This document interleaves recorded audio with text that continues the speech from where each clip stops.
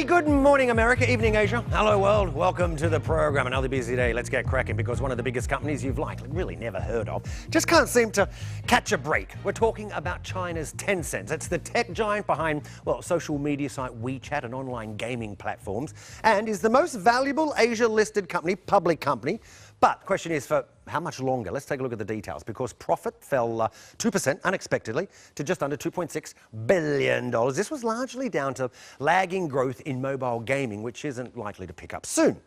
And that's because regulators in Beijing dealt a blow to the game maker. That was on Tuesday, knocking $15 billion just on Tuesday off the share price. Now, its latest offering, which is Monster Hunter World, was banned in China just days after its release because of unspecified complaints to the regulator. And that was a particularly bad day in a string of bad days. I told you 15 billion wiped off on Tuesday. That is how much 150 billion has been wiped off the share price since January of this year. Bam, let's get rid of that. I said Steph's in the house. Stephanie Hare, independent analyst, and a familiar face joins us. Steph, good to see you. Boy, if you're a company that 40% of all the money you make comes from your gaming part, and now you've got regulators going, we're not going to let you release new games, that's a big problem.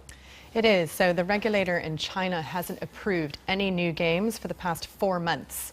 And just to give you an idea, the process of approving a new game takes 2 to 3 months in China. So even if the regulator were to decide today to ease off on the pressure, it's still going to take another 2 to 3 months, which means it's not just the second quarter results that we're looking at. 3 months, it's the next 3 months as well. They get hit as well. Yeah. So what is behind this, I don't know, it seems like ramped up process by the regulators? I mean, we know China's always looking, we want eyeballs on content, but there's more to it, isn't there? There is. So there's been a bureaucratic revamping going on within China. So some different personnel moves happening in a couple of the key bureaus that would affect this question. And there's a Communist Party meeting coming later this year. So there are complaints and concerns in China, as there are in other countries as well, about online gaming addiction. So just kids being addicted to the games, but also grown-ups, and gambling addiction.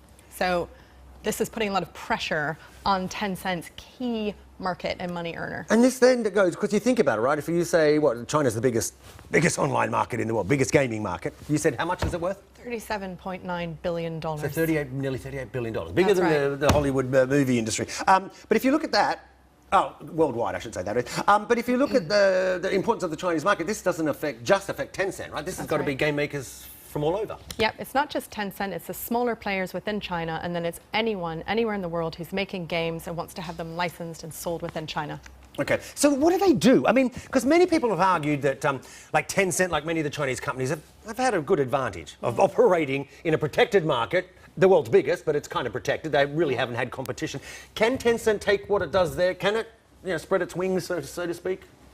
Well, on the one hand, this might just be a waiting game. As we say, this might be a sort of blip rather than a long-term trend. And if that regulatory pressure eases in the next 2 to 3 months, they might just wait it out and then recoup their earnings when those games get released to huge popular success, no doubt.